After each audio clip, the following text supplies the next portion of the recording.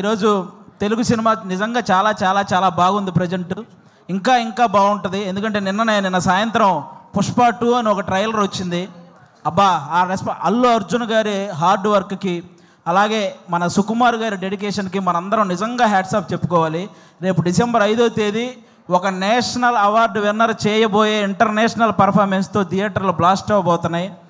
మళ్ళీ మన తెలుగు సినిమా వైభవం ఎప్పుడు అంటే, తెలుగు సినిమా ఈ మధ్యకాలంలో ఎంత గ్రోత్ అంటే, ఒక పక్క Oscar award, national award, Prabhas గారి కెరియర్లో 3,000 కోట్ల సినిమాలు, 100% స్ట్రైక్ రేట్తో పవన్ కళ్యాణ్ గారు పాన్ ఇండియా పొలిటీషియన్ అయిపోవడం, ఇవన్నీ కూడా అన్ని రకాలుగా కూడా మనం కూడా ఈ తెలుగు సినిమా ఇండస్ట్రీలో ఒక భాగం అవడం అనేది నిజంగా మన అదృష్టం.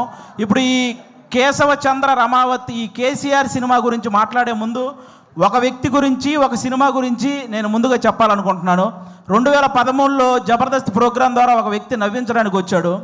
ఆ నవ్వించే ప్రయత్నంలో చిన్న తప్పు జరగటం వల్ల అతన్ని ఫిలిం ఛాంబర్ దగ్గరికి పిలిచి కొంతమంది సారీ చెప్పినా సరే అతని మీద చేయి చేసుకున్నారు.